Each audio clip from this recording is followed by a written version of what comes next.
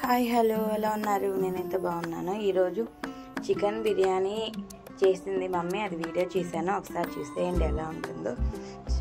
ఒకసారి ట్రై చేసేయండి, స్కిప్ చేయొద్దు, లాస్ట్ దాకా చూడండి. సింపుల్గా అండ్ టేస్టీగా బాగుంటుంది.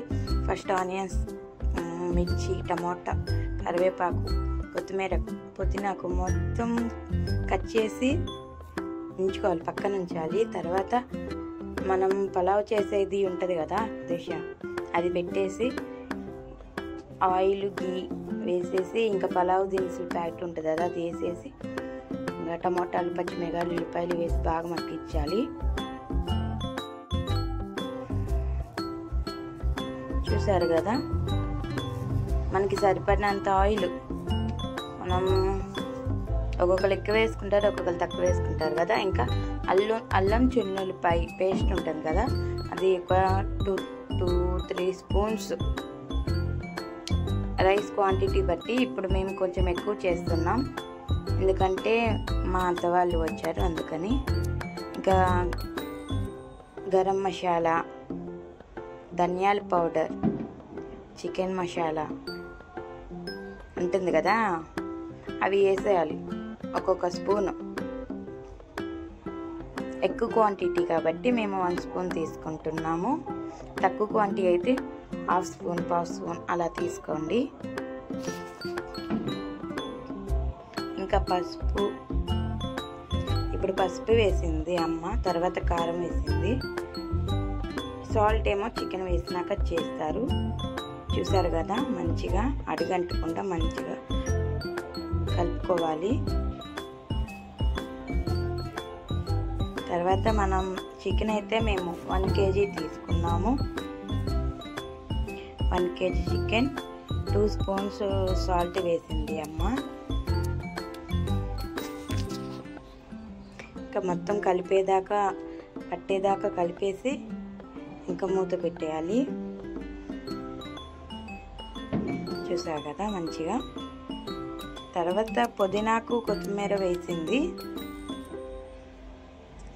పుదీనాకు, కొత్తిమీర వేస్తే మంచి టేస్ట్ వచ్చింది పలావ్కి, అదే చికెన్ బిర్యానీకి అదే కదా టేస్ట్ ఇచ్చేది. సో అందుకని ఇంకా బాగా కలిపేసేసి మూత పెట్టేయడమే. ఇంకా చూసారు కదా ఎంత మంచిగా కనిపిస్తుందో, టేస్ట్ కూడా అంతే ఉంటుంది. ఇంకొక 5 మినిట్స్ తర్వాత చూసారు కదా, ముక్క బాగా ఉడికిపోయింది, ఆయిల్ కూడా బయటకు వచ్చింది. ఫ్రై కూడా ఇది చికెన్ ఇట్లా చేయడం వల్ల ముక్క కూడా మంచిగా, అదే చికెన్ పీస్ కూడా ఫ్రై అవుతుంది.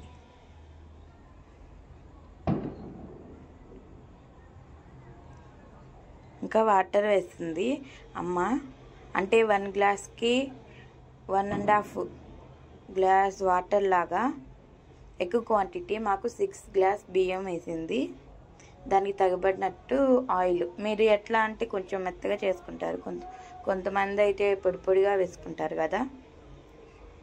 మీరు ఎలా చేస్తారంటే దానికి తగ్గట్టు వాటర్ తీసుకోండి. రైస్కి 1 గ్లాస్కి 1.5 లేకపోతే 2 గ్లాసులు వాటర్ అట్లాగా. ఇంకా రైస్ వేసేదైతే మర్చిపోయాం, 6 గ్లాస్ వేసింది అమ్మ రైస్.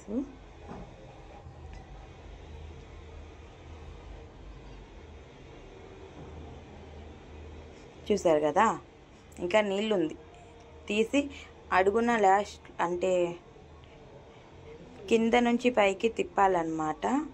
మసాలా ఉంటుందంట, అది తిప్పేసింది. ఇంకొక 15 మినిట్స్ 20 మినిట్స్కి రైస్ అయిపోయింది, మంచిగా పొడిగా. చూసారా ఎంత బాగుందో. ఒకసారి మీరు కూడా ట్రై చేయండి, చాలా బాగుంటుంది.